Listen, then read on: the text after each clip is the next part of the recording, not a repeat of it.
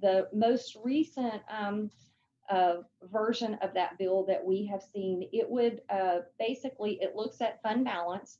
So for the general fund per se, it looks at your fund balance and it looks at how much is assigned and how much is unassigned. And specifically, they're targeting the unassigned balances. And with the formula that they are looking at, we would be, again, even with our healthy fund balance and our general fund, there would not be any reason for us to be concerned at this point. They're looking at a 110-day limit on that. And on our unassigned balance, we are below that 110-day limit. But that definitely is some legislation that we will keep an eye on. And, you know, certainly let Dr. Moore and the board know if we see any potential adverse effects from that. We have some remote learning bills that are out there that are being considered. There's at least 4 or 5 of them that we are watching. None of those have passed at this point, so we're not exactly sure what remote learning funding looks like in the upcoming year. And then on the federal stimulus, I'm going to advance forward. I just want to show you this slide here. So there have been a lot of conversations about federal stimulus money, and there is a significant amount of money that's earmarked for Texas. And a lot of this money, obviously for public education, it's a significant sum of money. What we don't know, and that's why I wanted you to see this slide, this actually, we received this last week in a training that we participated in with Mo Casey. And you can see right in the middle of that side where it says supplant or supplement, and there's 2 question marks on the ESSER 2 and the ESSER 3 money. We do not know yet if the state is going to use that money to supplant our state aid, or if this is actually going to be supplemental money that we are going to receive.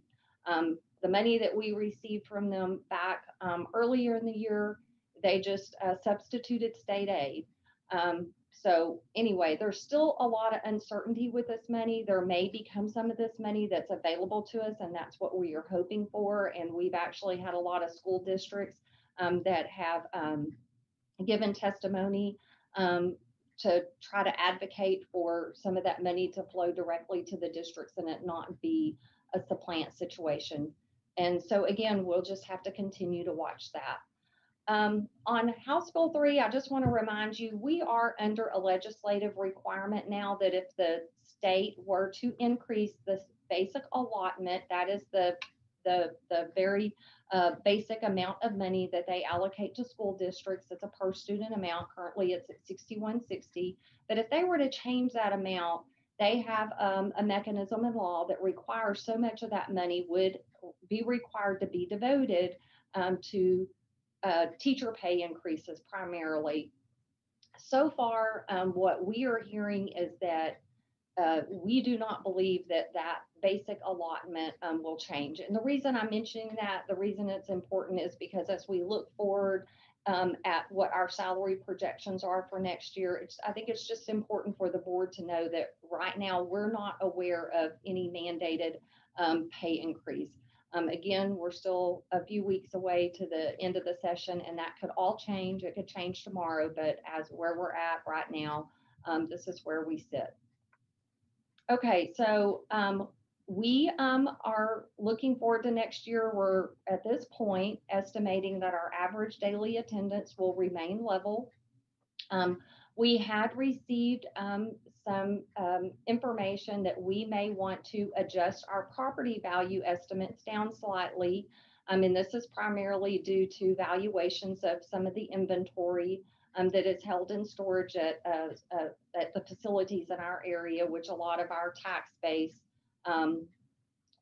is generated from. So we will receive those numbers later this month from the Harris County Appraisal District. But right now we have made a adjustment which calculates out about 2% reduction. Our tax rate estimate, the maintenance and operations tax rate, that is an unchanged estimate at this point. And again, we will not know that final number until August. And then the same thing on the debt service. This is just an estimate based on what we know right now. That would be the rate that we would have to adopt. It is a slight increase from where we're at of a little over 2 pennies. So we have our campus and department allocations of about 35 million. We've got some additional money in here for life cycle technology, our fleet upgrades that we budget for every year. And then on compensation modeling, we've got two different options here. Basically, it's a 1% general pay increase and a 2% pay increase. We do also have in here about $500,000 if there was the need to add any new positions. So if you look at the two options that we have at this point, if we were going to go with a general pay increase of 1%, that's option one, and that would put the district at about a $6.5 million deficit as we look today. Option two, that is a 2% general pay increase, and that calculates to about an $8 million deficit. So what we will be looking for, of course, we're going to start receiving a lot of information over the next 4 to 6 weeks, and even once we get into August with our final property values from Harris County Appraisal District. But these are just the highlights of what we'll be watching for. We will know, again, our estimated property values at the end of this month. We also should know what the TRS active care rates are. That is the insurance plan that our district employees participate in. Of course, we continue to look at our revenues and expenditures as we go through this planning process. Hopefully, we will know more about this federal money. We've got the end of the legislative session that's coming up at the end of May. It would be wonderful if we could do the general pay increase in the month of May. That helps us tremendously from a planning standpoint. I'm not sure that we will be ready for that. I think it depends on what we hear out of the legislative session over the next couple of weeks. But we will have more budget workshops with you. We have another one. Typically, we do them in May. We do one again in June, and then, of course, in August, and then that's whenever the board actually adopts the budget in August. The tax rate adoption is a little bit later. That does not happen until August the 12th. So that is our budget presentation for this evening. So if anybody has any questions, I'll be happy to answer those.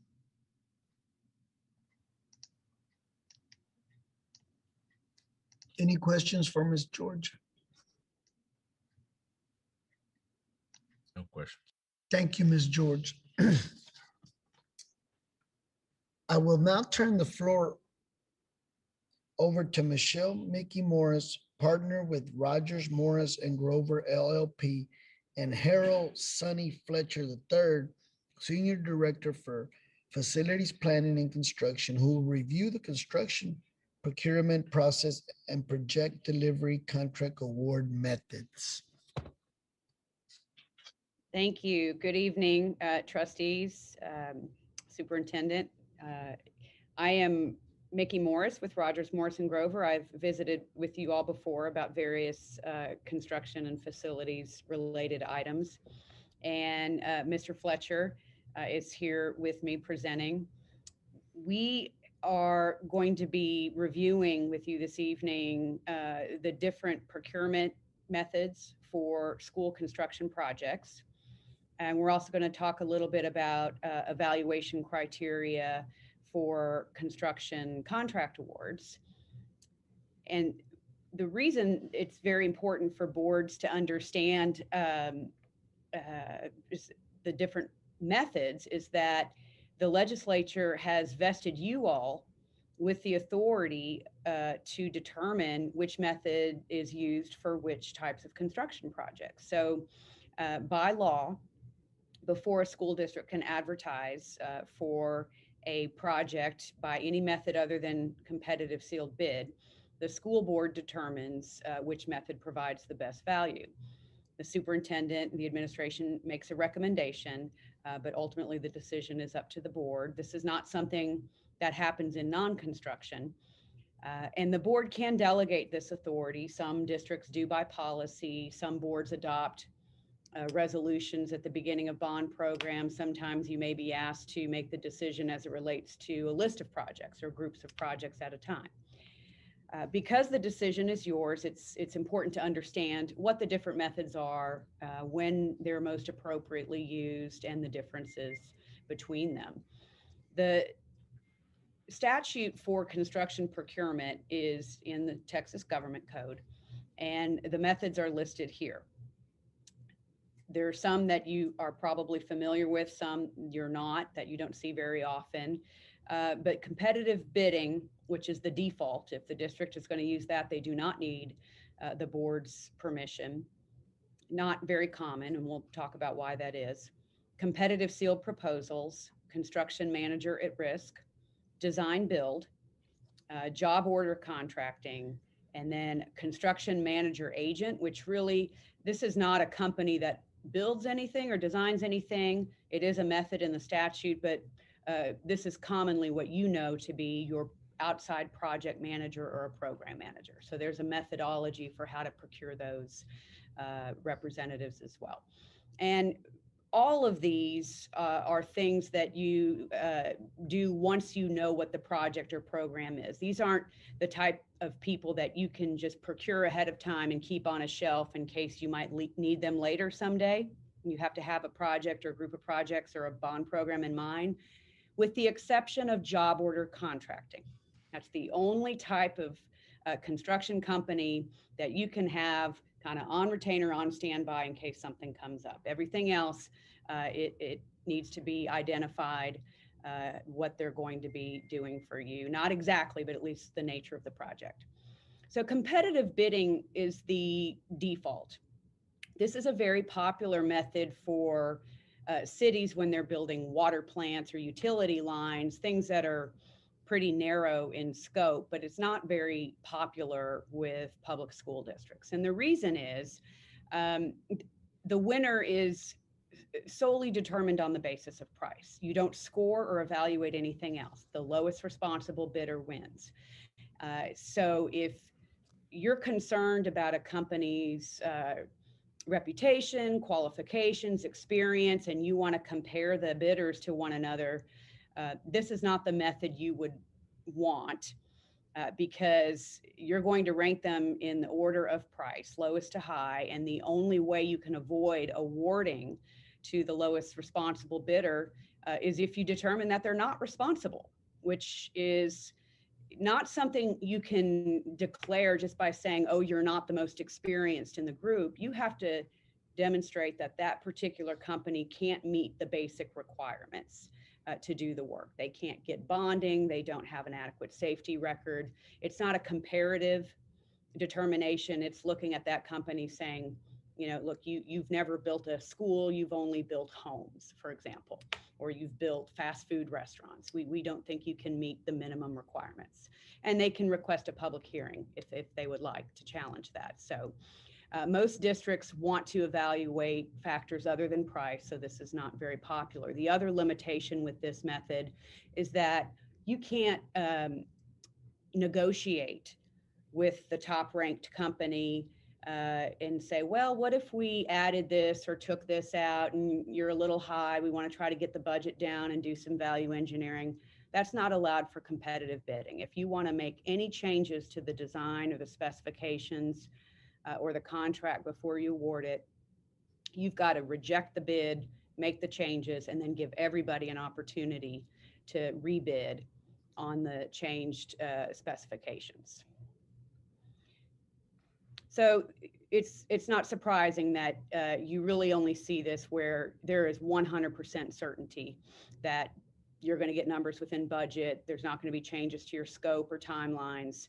And it would be something that it doesn't require a great deal of specialty expertise. It's pretty simple. And, don't see it very often with school districts. So competitive sealed proposal is similar to competitive sealed bidding, except that you make the selection on the basis of what's called overall best value. So price is a factor, but you also have other weighted scoring factors that you can consider. We're going to talk about what those are in the statute, but qualifications, experience, proposed personnel, past experience with the district, reputation, things like that. Subcontractors. Yes, this is one thing you can do, and we're going to talk about a competitive sealed proposal method. When they come to the table, very different from CM at risk, and we're going to talk about that. You know who their subcontractors are. So you can add categories beyond what's in the statute, and one common one is the quality of the subcontractors they're proposing to use. And unlike competitive sealed bidding, you can sit down with the top ranked firm and say, okay, what if we take this out or swap out this equipment? How would this affect the budget? How would this affect the schedule? And you can have those negotiations before you award the contract. So the dollar amount of the contract may be higher or lower or different from the bid, and that's okay for competitive sealed proposal. And if those negotiations don't turn out well, you can terminate negotiations with the number one ranked company and go to the second ranked company, and so on and so forth. You don't have to do any rebidding. Construction manager at risk. This is a general contractor, okay? But they do a little more. And a construction manager at risk is a company that is selected before the design is finished. So with competitive sealed bid and competitive sealed proposal, you have completed architectural plans, then you put it out to the street, and the contractors say, I'll build it for X, I can do this for X. Here, you're going to bring in somebody during the design process who's going to sit alongside the architect and engineers and work with them through design to try to make sure that you're staying on track with budget, schedule, that the architect's not designing things that aren't feasible, maybe aren't available in the schedule you need, won't fit into the budget. And because you don't know what the project is going to cost yet, because it's not designed, they compete with each other on the basis of the markup, how much they're going to mark up the actual cost of construction once it is known for overhead and profit and job costs. They do charge, traditionally, not always, they're supposed to charge a pre-construction services fee for the services they provide during the design phase. Estimating, reviewing the drawings for feasibility. And there are things that you can do with a construction manager at risk before the design is complete that you couldn't do with a competitive sealed proposal. For example, they can put in an early order for long lead items, like you want to get your steel ordered before prices shoot up, things like that, or you want to get demolition and asbestos abatement done while the architect is still designing the building renovation. Those are things that you can do and really valuable about the CMAR method. But a CMAR is a general contractor, so they ultimately are responsible once the design is complete for building the project. And at the time they have completed design and they're able to do a final cost estimate, they're going to tell you then what your guaranteed maximum price is. You will not pay more than the GMP, and they will bill you as the project goes for the actual cost of construction, what they get from their subcontractor bills, their own staff salaries, plus that markup that they competed at the beginning of the process when you selected them. A CM at risk can be one of the subcontractors on the project. They can propose to self-perform some of the work, but they have to compete fair and square alongside other subcontractors. And under Texas law, a construction manager at risk, once you have the design, they can't just go out and pick whatever subcontractors they want. The legislature wants that to be a competitive process. So because the CMARs weren't able to compete on the actual cost of construction, because you didn't have a design yet, they make the subcontractors compete. So the roofing subcontractor, the concrete subcontractor, all those packages go out and the subcontractors go through a competitive bidding process for the cost of the actual work. And the district participates in that process and has some veto authority in who the ultimate subcontractors are. So here's a little just side-by-side comparison of CSP and CMAR, just in terms of the timing of the award. So if you're being asked to consider the CMAR risk method, you know that you're going to have somebody in place before the design is complete. And CSP, that's not going to happen until the design is finished. The CSP, they're going to give you a proposal and they're responsible for building the project as designed. So they won't have reviewed it during the design phase. So they're likely to discover things, errors, omissions, things along the way that a CM at risk would have been able to catch, possibly during the design phase, and help with scheduling issues. So I think generally it's understood that if you have a more complex project, you don't want a lot of change orders. There's some benefit to having a CM at risk there through the design process to help eliminate what otherwise would be potential change orders. Might think of that of our Galena Park High School addition and renovation project. You all might recall we awarded the guaranteed maximum price last year, and we're wrapping that up. Pyburn's project, very complex on that site, multiple phases, difficult to get to and from things. That's we're doing that project, construction manager at risk. But when it's a little more defined, and we, as you think about Jacinto City Elementary, North Shore Elementary, all that group of projects were all done competitive seal proposals. Yeah, competitive seal proposal is great. And I've got a list of kind of the best projects for each, but you're right. If there are concerns about phasing or scheduling, CSP, you're just not going to have the benefit of the contractor's input on that like you would for CM at risk. And so how do they compete? Again, side by side here, when a CSP bid comes in or proposal comes in, you know the cost right then and there, who the subcontractors are, what the total cost is going to be. Whereas a CM at risk, when they're competing, you'll score their qualifications, but they're only at that time going to be able to give you their markup costs for overhead and profit. And you won't know the actual cost of construction until they set that GMP, that guaranteed maximum price amendment, that comes to the board at the end of design. And again, the subcontractors competitively bid, so there is still competitive pricing involved. It's just on the subcontractor level and not the CMAR level.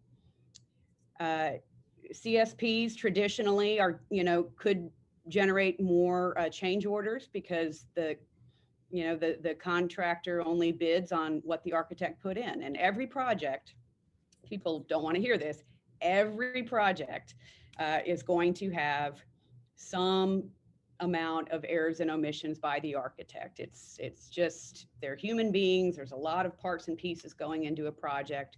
There will be things that have to be adjusted or tweaked or changed along the way. Sometimes the owner makes decisions or changes along the way. But for errors and omissions on a CSP, you're going to learn about those in the form of a change order. And on a CM at risk project, you're going to hopefully learn about those before the design is complete, because that's part of what you're paying that CMAR to do as their pre-construction services during the design phase. So I'm often asked, what projects are best suited for competitive seal proposal as opposed to CM at risk. If you have a typical construction, like a prototype schools, new construction where you've got not a very complex site, you expect things to go relatively smoothly in terms of access and drainage, and you're not crushed for time. A simple demolition project, not a lot of surprises there. Everything's getting knocked down.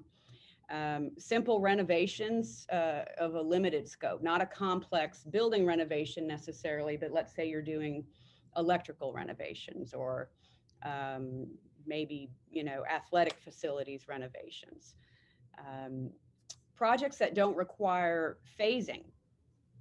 If you're having to rebuild a campus in phases, or you have to perhaps build a new campus on a same site and knock an old campus down, and there's going to be some challenges in coordinating those two. That could be problematic.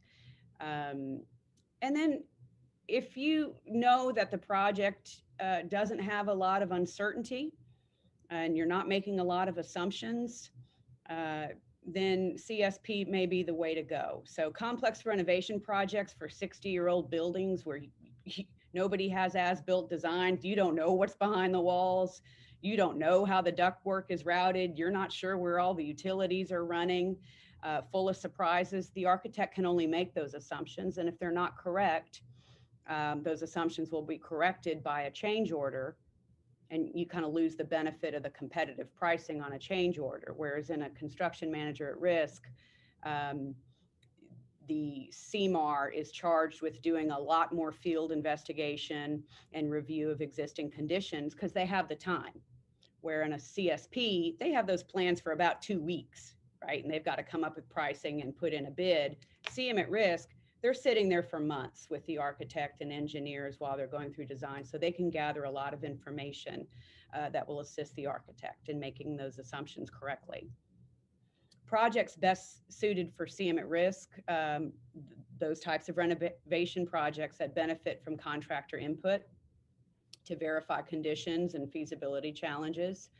If you have new construction, rebuilds, or renovations that require early phases, for example, if you've got to do a lot of, I think Pyburn is a good example because there was a tremendous amount of site work that needed to be done to deal with flood mitigation.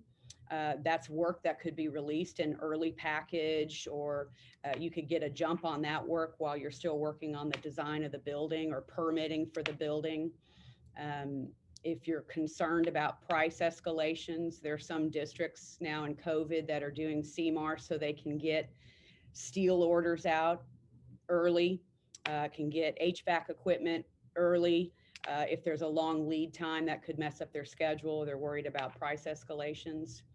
And oftentimes if there's an enrollment challenge, for example, you've got a fast track project and you've got to get kids in a building, and you may have, to bring in some portables or have swing space. Those are the types of projects where you really want the benefit of a contractor sitting there helping plan the design and the phasing and how it's going to be executed, to minimize costs and logistical challenges and make sure that the architect accounts for that in the design itself. Design build is a method that is not terribly popular, but it is a wonderful method for certain types of projects. It's very popular with charter schools, and it's where you hire one firm or a joint venture team that handles both the design and the construction of a project.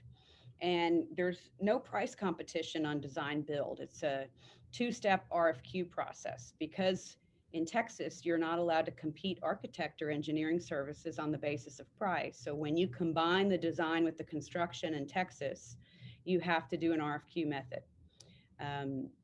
And you negotiate the price later, much like you do a CM at risk. You can negotiate a guaranteed maximum price or cost plus a fee. But there's no statutory requirement that subcontractors compete. You can put that in there, but it's not required by the law. And so design build is really a convenience when you want a particular company to kind of be turnkey, but you also have to hire your own architect to kind of fox guard the hen house. You have to have your own consulting architect to kind of review the design builder to make sure that they're have your best interests in mind. I'll jump in. Yeah. And that's what, there it is on the Yeah. next slide. So HVAC at Green Valley. We used it with that. DBR was our engineer. Yeah. On that side. So I really recommend that when people think about design build, while it's not something you'd use for an entire campus, there are some types of projects where you do want that turnkey specialty. because if one party designs it and another party installs it or constructs it and something goes wrong, well, I can tell you in my 22 years of practicing law, you're going to have a lot of this, right? Was it a design error? Was it an installation error? So for highly technical specialized systems, there are companies out there that do it turnkey. For example, engineered HVAC systems. They have an engineered system, they install it. Something goes wrong, you have one point of responsibility. There's no finger pointing. Security systems, fire alarms, audio visual technology, lighting systems often work this way. Roofing systems, you often have, structurally engineered roofs that are installed by it's the manufacturer installer. We're seeing more of this with athletic facilities. There are companies out there who like to do it turnkey because they're specialists in designing athletic facilities, and then they carry out the construction as well. And then you also see it with prefab and pre-engineered building systems. A lot of maintenance warehouses and things end up being prefab buildings, press boxes, things like that. And we're seeing more and more districts do these types of systems this way because there is something to be said for the synergy between the engineering and the installation with the same company, but it is procured as a design build. So if you're being asked to approve a design build for a project like this, that's probably why, because the experts who designed it are also the experts who know how to install it and get it going. Other than that, you typically only see design build, like I said, if there's some kind of specialty financing, like a public-private partnership, a lease purchase, something where you have a development company and it's usually associated with a financing challenge. So job order contracting is, in layman's terms, we call it the handyman method, so this is where you can go out and get a handyman company or a group of specialized handyman companies that are there on standby, so that if you have maintenance, renovation, alteration, remediation, minor construction of a recurring nature, the types of things that kind of pop up over and over in the life of a school district where you don't know when you're going to need it, exactly what you're going to need or how much you're going to need, but you're going to need it. Parking lots need to be repaved periodically, roof repairs, flooring replacements, electrical repairs, chiller replacements, things like that.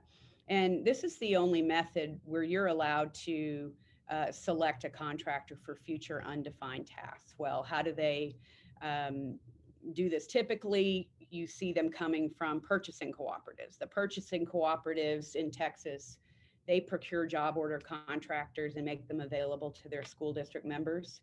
Some school districts do their own procurement for their own pool of job order contractors. And it's also a method where you can pick more than one winner. Projects best suited for JOC, usually projects that don't require professional design, although just because it requires architectural or engineering services doesn't mean you can't use a JOC for it. They're allowed to be designed projects as well. It just can't be used for major construction or a major high dollar renovation. These are typically smaller dollar projects, not more than a couple $1 million. Recurring projects that, when they pop up, you do not want to take the time to put out a competitive sealed proposal solicitation. You want these people there ready to go, they work under these master contracts, and you just kind of issue job orders to them as you need them. And I don't know of any district that doesn't use job order contractors in some way, shape, or form, whether it's their own or through purchasing cooperatives. Now, you all won't be approving this as a method before the district goes to have a job order go, because if it's coming from a cooperative, you're not procuring it yourself. The cooperative has already done that. You'll be approving the use of this method when the job order comes to you for approval for the expenditure. A construction manager agent, this is the last method, and this is typically a program manager or project manager. You all are working with Rice and Gardner on your bond now, and in order to do that, the statute requires a publicly advertised RFQ process. So this is a company that acts as your fiduciary agent. They don't design anything, they don't build anything, but they're your eyes, ears, they're kind of your outsourced assistant right hand in monitoring schedules, budgets, reviewing quality control, quality assurance of what the architects, engineers, and the contractors are doing. And by law, they're not allowed to participate. They're not allowed to build anything or design anything. They just work for you. And so you can have a program manager or project manager working with you, and you're still going to go out for procurement of each individual project. Any questions on the methods before we get into evaluation criteria? I have a question. Sure. Under the design bill, did you mention RFQ method? Yes. What can you define it for me? I just don't know what it. I'm so sorry. An RFQ is a request for qualifications. Okay. So a request for qualifications, as opposed to request for proposals or bids, is a method where you only can ask them for their qualifications. You're not allowed to compete them on any pricing information. So an RFQ is also what you'd use for selecting architects and engineers. So you cannot compete them on the basis of price. So that's going to be a request for qualifications rather than bids or proposals. So by law, a program manager, like a project or like an architect or an engineer, has to be selected only on the basis of demonstrated competence and qualifications. You can't ask them for any pricing information. So for architects and engineers, like program managers and project managers, you're going to make that selection on the basis of qualifications, competence. And then once you've selected them, then you can sit down with them and negotiate their fees. Okay. And if you are not satisfied with their prices, you can terminate negotiations and move on to whoever you think is the most next highly qualified. But once you move on, pricing from the second company, you can't go back to the first company, because now you're making your decision on the basis of price. Okay. So, I had a question also. Can you hear me? yes. Yeah. Who proposes the CMARs? I'm sorry? Who does the proposals for the CMRs? Um, as far as for them to come towards the school board? You mean for the method? Yes. It will be the administration that will bring a project to you and say, we want to do this project using a construction manager at risk. And that would be an item that you vote on before they advertise for it.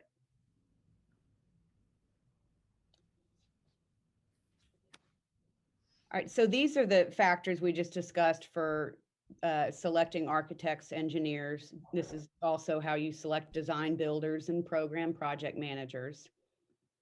And this is the statute that sets out the criteria that you're allowed to consider when you pick contractors. And I've got some things highlighted in yellow because those are not easily understood because they're worded in a very confusing way. But so of course, price, reputation and experience, quality, safety, proposed personnel, that could include subcontractors, whether they're financially able to handle the project, bonding capacity, things like that. Any other relevant factor that you put in the solicitation, provided it's legal. Like, you know, in Texas, unfortunately, school districts can't give local preferences. You can't put something in that's not allowed by law. But if it's something more specific, like their past performance with the district, past experience with the district is okay. The subcontractors is okay. Whether or not they have specialized experience doing vocational buildings, specialty spaces. You can get really specific with these. What I've highlighted in yellow applies to certain types of projects. So there's a factor that reads the impact on the ability of the government to comply with rules in laws related to historically underutilized businesses. School districts are not subject to the state of Texas hub program. That's only state agencies are. School districts are not state agencies. But sometimes the state of Texas will give a school district grant funds for certain types of projects. For example, a SECO grant is probably the best example, where the state of Texas, the State Energy Conservation Office, will give grants to school districts for solar panel projects, geothermal systems, things like that. And because the grant comes from the state of Texas, they will require you to comply with their hub program. Another example might be a federally funded project where they may be coming from a HUD, like a Spark Park or a community development block grant, where they're going to require that you take into consideration certain affirmative action rules on the federal level. And so if you have to comply with those rules because of a funding source, then you get to use that, of course, as a selection criteria, because if you're expected to meet certain goals or subcontracting goals of the funding source, you have to be able to consider that in the scoring. If you're not required to comply with any of those rules, then that's not a factor that comes into play. Unless, if we get down to subsection B there, you shall consider any laws, criteria, charters applicable to you as a local government on the use of women, minority, small or disadvantaged businesses. So what does this mean? There are school districts out there who have, and this is a statute not just for school districts, this is for cities and counties and MUD districts, and but there are ways that local governments can implement these programs. It requires a disparity study. There are a lot of steps that you have to follow that the state of Texas comptroller has set out. And usually districts who have these programs have followed this process before they can have a charter or a program that allows them to implement these factors in scoring. And if you're not subject to one of those programs or funding sources, then it's not going to come into play in your evaluation criteria. So, for example, the city of Houston has an MWBE program or disadvantaged business program. The state of Texas has a hub program. The Port, Metro, they have different programs that they've gone through the process of disparity studies to implement. But without an applicable program or a funding source restriction, the Attorney General, the Supreme Court, the United States Supreme Court has made very clear that school districts cannot give any scoring preferences on the basis of race, gender, or national origin at all. It would be unconstitutional in the absence of a legally sanctioned program. But what we've seen happen, and what I've done with a number of districts, I did it with Houston Community College, I've done it for Fort Bend I.S.D, is we've developed a small business program option. And the benefit of a small business program, and this actually came out of a Supreme Court case, a U.S. Supreme Court case, it says, look, if local governments are not going to, cannot meet the requirements to give racial preferences through a disparity study and an affirmative action program, then they can give preferences to financially disadvantaged companies, small businesses, in a race neutral manner. So the types of programs that you see popping up then, which does, I will tell you, it does increase participation by all small disadvantaged businesses of all races and genders across the board. It allows you to set goals and implement a program that is race and gender neutral, but does give scoring preferences to contractors who commit to utilize a certain percentage of certified small business subcontractors, or who themselves are certified small businesses. You can encourage mentoring partnerships. You can set goals for the certain percentages of dollars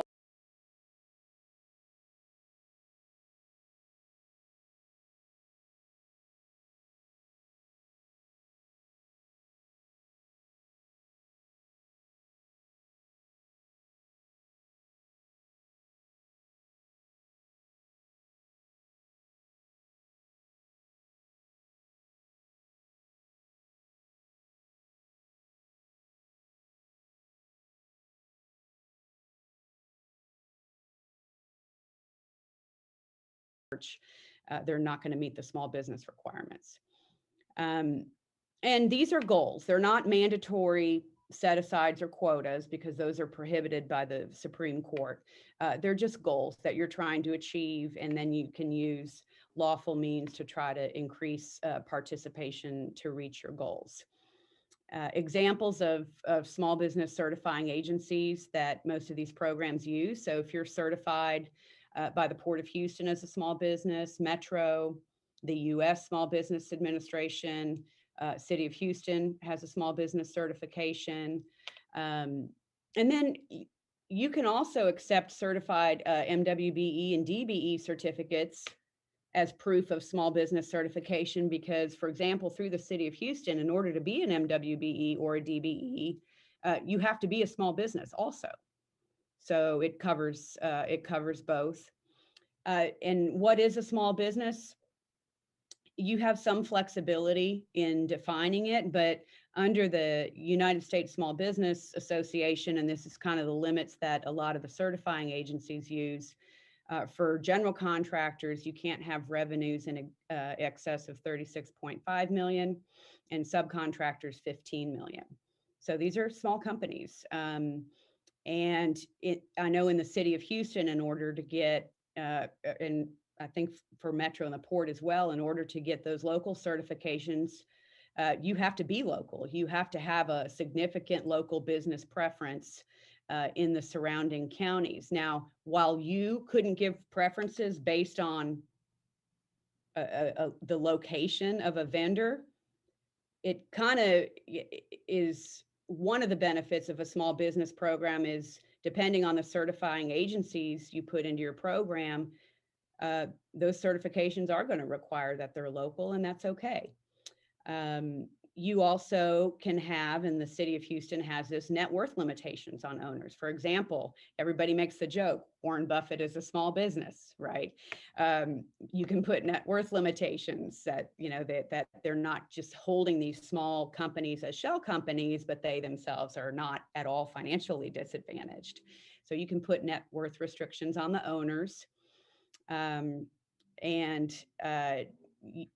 Also, the City of Houston is actually really good, and these certified agencies are good at making sure that these small businesses are not just pass-throughs to larger companies. There's a lot of research that goes into the certification process.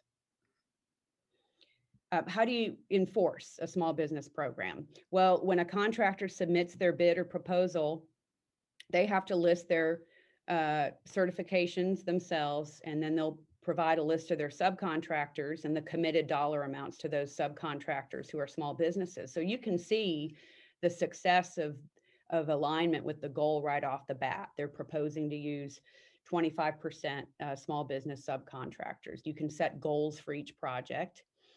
And if they're not able to commit, they at least have to make a commitment of good faith efforts to try to use certified small businesses. And then there's a follow-up reporting mechanism. There's a form that you would require your contractors to submit with each monthly pay app, where they are certifying to you or verifying to you how the project dollars are flowing down. They have to document the amount of payments they've made so far to the SBEs. And if they promise they're going to you utilize 30% small businesses and you see in the payment documents that they're not, you can hold it against them. You know, you can declare them in breach of contract. You can use it against them in future procurements. And, you know, HISD is very good. They in every evaluation for construction, one of the things they do is they have a small business report. You know, how did they, were they faithful to their goal last time around? How were they with their documentation? And that's considered as part of the evaluation process. So here's an example of what we put in our solicitations for a small business program. And it varies, you know, it varies. I have some clients who give a lot more than 5 points, some give 5 points. But let's say, for example, they commit to use 25% or more, they can get, you know, 5 extra points. And then the number of points in their overall score decreases as their level of commitment decreases. Of course, the bare minimum being good faith efforts or less than 5%. They don't get any points because everybody has to make a good faith effort commitment. And I think the most important component of a good small business program or any type of program where you want you know, diversity and inclusion in your contract awards is to be proactive in your outreach. You know, small business Saturdays, where you have programs for the community, how to do business with GPISD, bonding companies, insurance companies, they love to come to these programs to help small businesses learn how do you respond to a public school district solicitation. They're very ominous. There's a lot of pages and things you have to certify and conflict of interest forms. You can have tutorials for that, how to go through the bonding process to get surety bonds. You can create a directory on your website and have vendor registration. And then one thing I'll let Sunny reach out and talk about this, but how you advertise your projects makes a lot of difference. If you're just running them in the Chronicle, you may not be doing as much outreach as you can to small and minority and women-owned businesses. So recently, in our recent projects, this sort of cycle, if you will, we've reached out to the Houston Minority Supplier and Development Council, letting them know about our projects, and then they have an advertising program they do. And then the City of Houston has an Office of Business Opportunity, reaching out to those. Yeah, and if you go on the city's business opportunity website, they'll post your projects on there. They post Houston Community College's projects, HISD's projects, port projects. That's a service that they will provide. And the Houston Business Journal is also great. Now, these are in addition to the advertising you have to do in the newspaper, but it's part of a more robust outreach program. Any questions about any of that?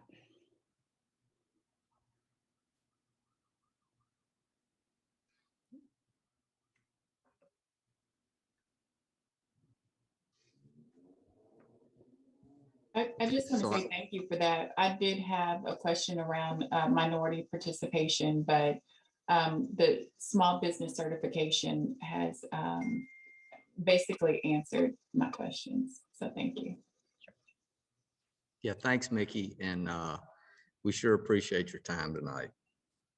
Happy to be here. Thank you.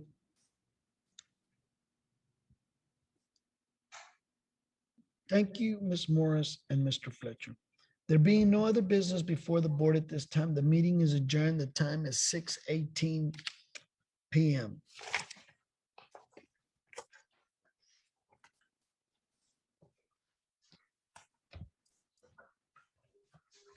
The Board of Trustees of Galena Park Independent School District is now convening a regular meeting on Tuesday, April 13, 2021 via video conference. The time is 6:18 p.m. I want to welcome the viewers of this meeting of the Board of Trustees. As Galena Park I.S.D. Board of Trustees, we are here to set goals, listen to reports from the superintendent, approve budgets, contracts, personnel, appointments, and make policies for the district. It is not the role of the board to make day-to-day operational decisions. The management and day-to-day operations of the district are the responsibility of the superintendent. We have policies and procedures in place to resolve concerns and issues. This is a public meeting of the Board of Trustees, not a meeting of the public. Prior to this meeting, board members received information related to items on today's agenda. Agenda items will not necessarily be handled in order listed on this notice. The meeting is open to all wish to hear the matters discussed. Thank you for taking the time to join us today and for your interest in Galena Park Independent School District. At this time, I will call roll. When your name is called, please answer with here or present. Ramon Garza, President. Present. Jeff Miller, Vice President. Adrian Stevens, Secretary.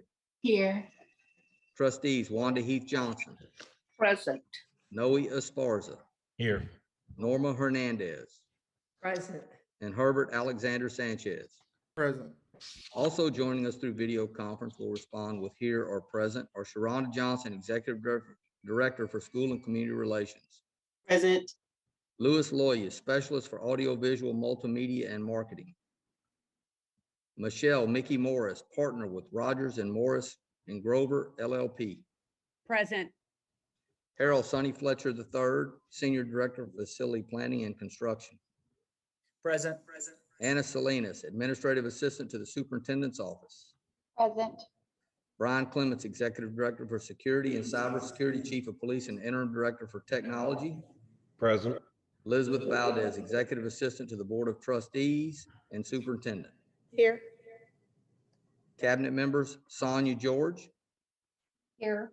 Dr. Juana Giacona, Present. Elizabeth Layler, Here. Terry Moore, Here.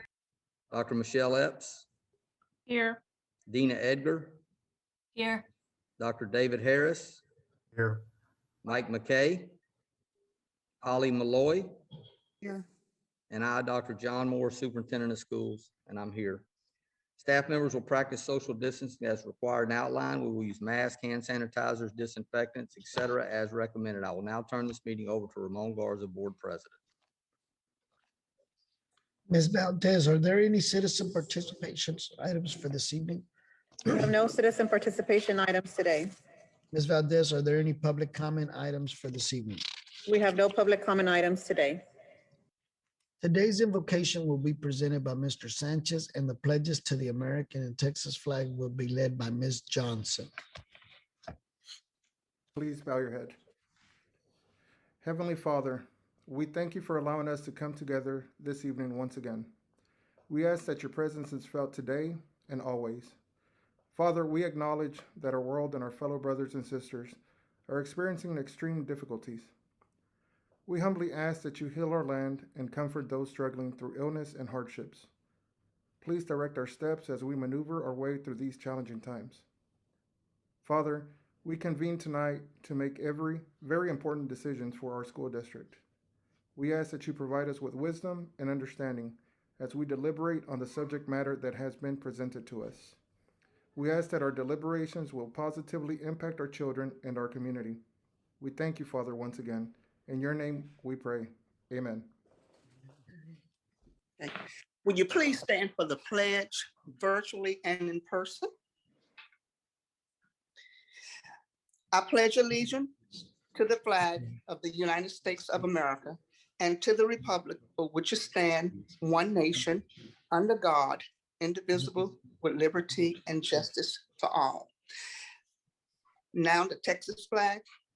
Honor the Texas flag. I pledge allegiance to thee, Texas, one state, under God, one and indivisible. Thank you.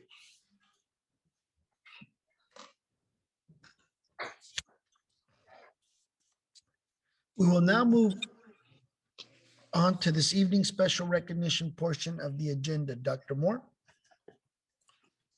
This evening, we have some special recognitions. I would like to congratulate everyone being recognized tonight. At this time, I will turn the floor over to Sharonda Johnson, Executive Director for School and Community Relations.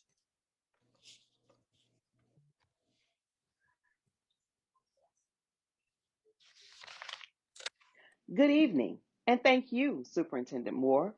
This evening, we will recognize the Galena Park I.S.D. Business Services Department for continuing to excel and win yet another state recognition, and two students for their outstanding achievements in the fine arts. Galena Park I.S.D. recognizes the Business Services Department for earning the Association of School Business Officials Meritorious Budget Award for the 2020-2021 budget year. This may sound familiar.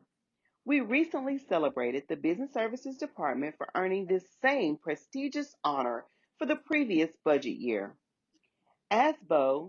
International's MBA and Pathway to the MBA promote and recognize best budget presentation practices in school districts. This award is a testament to Galena Park I.S.D's commitment to sound financial management and budgetary policies. This is an especially prestigious honor for Galena Park I.S.D., as only 10 school districts in the state have achieved this exceptional level of achievement. Way to go, Business Services Department. Next, it is my honor to recognize two of Galena Park I.S.D's most talented students, Julian Garza and Matthew Hasso. Julian Garza, a student at Galena Park High School who plays the French horn, earned a position in the Texas Music Educators Association All-State 5A Symphonic Band. Individual musicians perform selected music for a panel of judges who rank each part. The highest ranking musicians judged at the regional and area competitions qualify to perform in the Texas All-State Symphonic Band. Congratulations, Julian, and to his band directors, Kaylee Christensen and Tyler Borderloin. Galena Park I.S.D. also recognizes Matthew Hasso, a student from North Shore Senior High School, who is an outstanding tenor, for earning a position in the Texas Music Educators Association All-State Tenor Bass Choir. As with all state band auditions, individual musicians perform selected music for a panel of judges who rank each voice part. A select group of musicians advances to compete against musicians from other regions in their areas. The highest ranking musicians judged at the area competitions qualify to perform in the Texas All-State Choir. Congratulations to Matthew and to his choir directors, Enrique Collazo, Adam Bendorf, and Ryan Rogers. This concludes the recognition portion of this evening's meeting. Thank you. Thank you, Ms. Johnson. Any board member may make a comment during this portion of the agenda without prior posting being required. Comment items may not be pertained to the character of any student, staff, or board member. It may not be discussed or deliberated upon at this time. Does anyone have a comment at this time?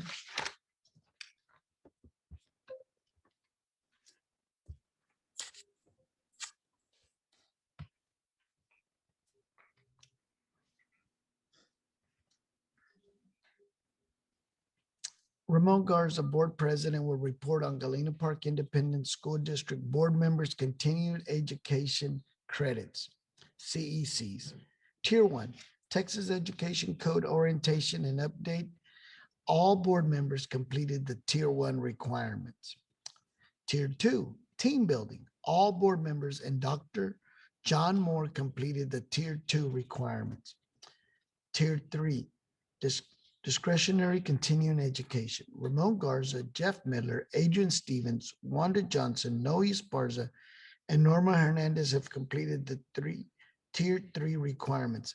Since Herbert Alexander Sanchez was elected in November 2020, his time to complete these trainings was extended. Tier 4, SB 1566 training. Ramon Garza, Jeff Miller, Adrian Stevens, Wanda Heath Johnson, Noe Esparza, and Norma Hernandez have completed Tier 4 requirements.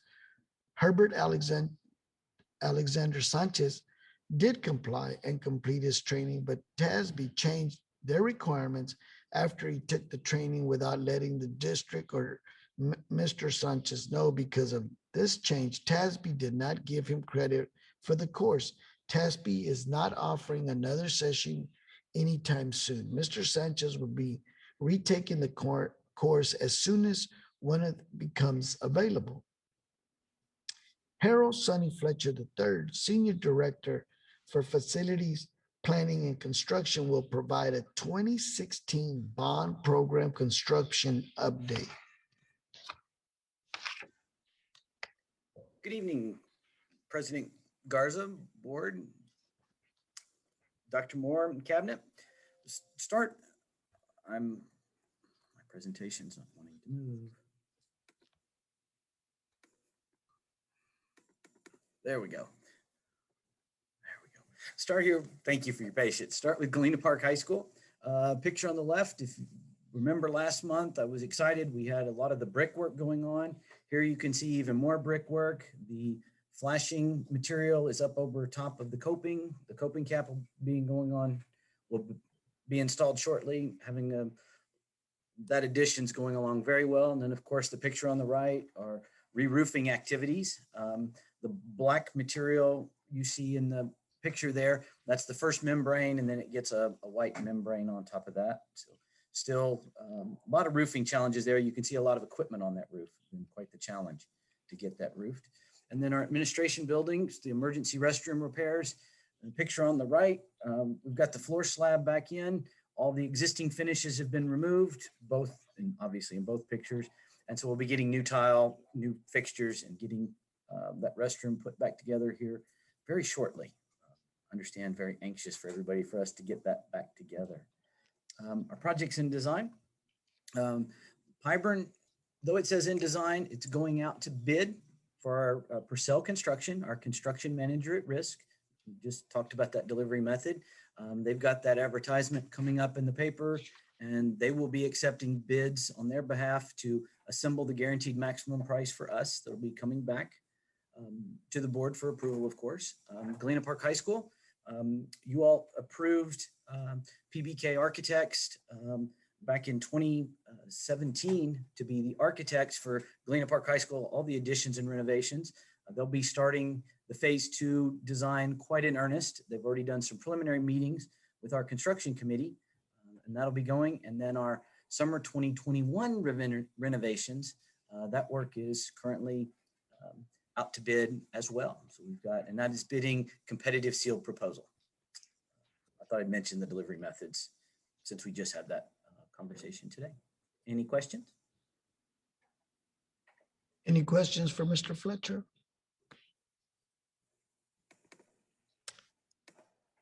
No questions for Mr. Fletcher. Thank you, Mr. Fletcher. Thank you all. With the respect to the general consent agenda, do we want to remove any item for a separate vote or take the agenda as is? I know as far as the move, we approve the general consent agenda as presented. I, Norma Hernandez, second the motion.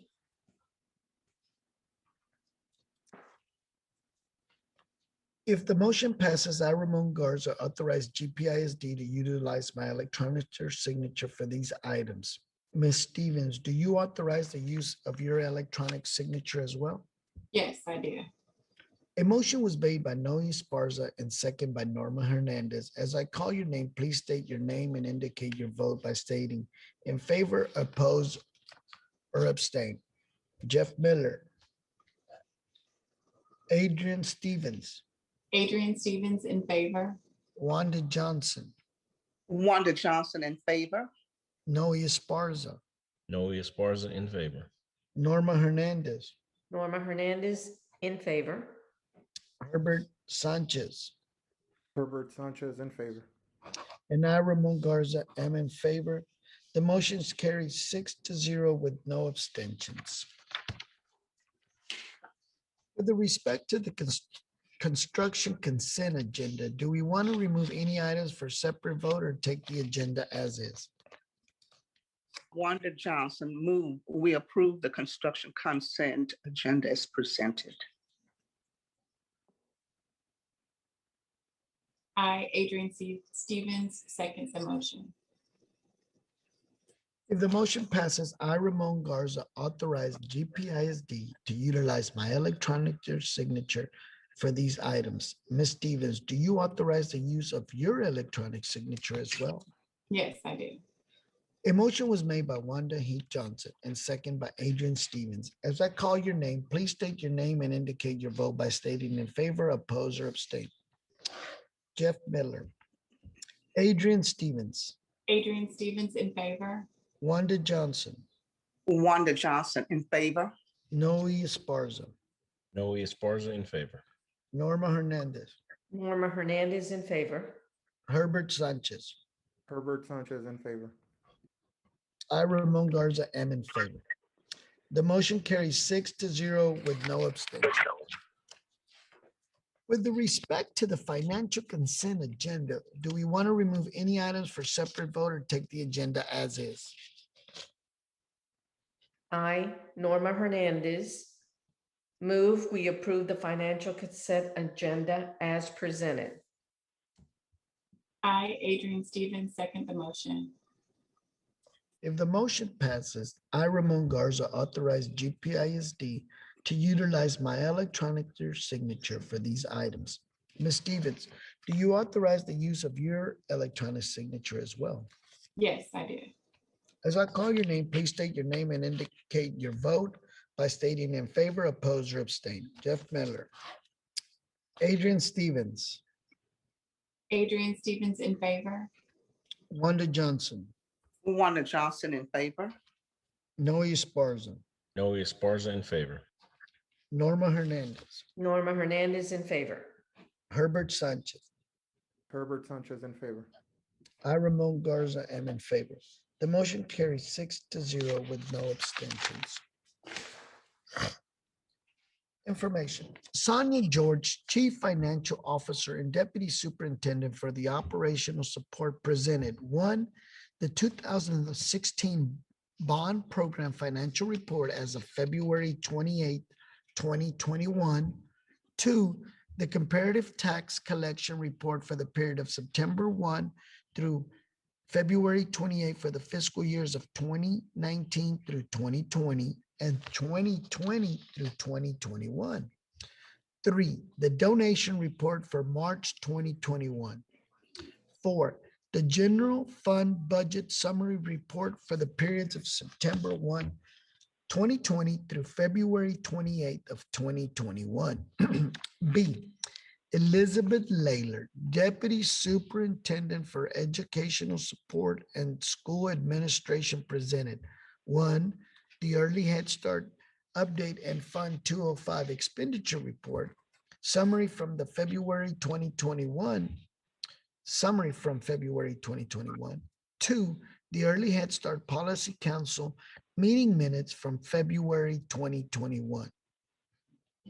An executive session of the board will now be held on the matters contained in the notice for the meeting as authorized by sections 551.001 through sections 551.084 of the Texas Government's Code, the Texas Opens Meetings Act. The time is 6:37 p.m. Staff, with the exception of Dr. Moore, Ms. Morris, Ms. George, and Ms. Valdez, are dismissed from the boardroom at this time. All other staff joining us via video conference will be placed on a Zoom waiting room.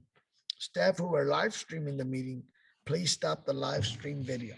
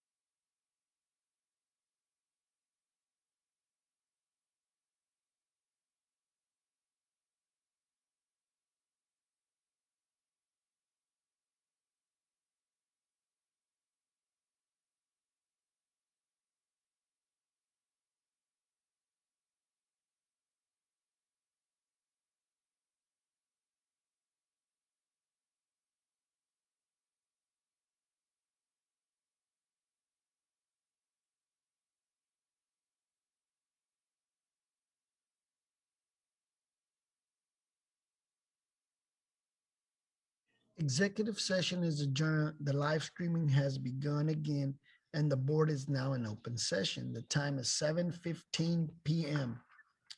I will entertain a motion on the items covered in executive session. Is there a motion to approve the employment of contractual personnel as presented?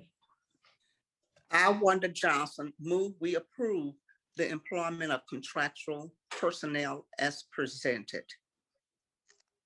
I, know he Norma was- Hernandez. Go ahead, Norma. I, Norma Hernandez, second the motion. As I call your name, please state your name and indicate your vote by stating in favor, oppose, or abstain. Adrian Stevens, Adrian Stevens in favor. Wanda Johnson, Wanda Johnson in favor. Noe Esparza, Noe Esparza in favor. Norma Hernandez, Norma Hernandez in favor. Herbert Sanchez. Herbert Sanchez in favor. I, Ramon Garza, am in favor. The motions carry 6-0 with no abstentions. There being no other business before the board at this time, the meeting is adjourned. The time is 7:16 p.m.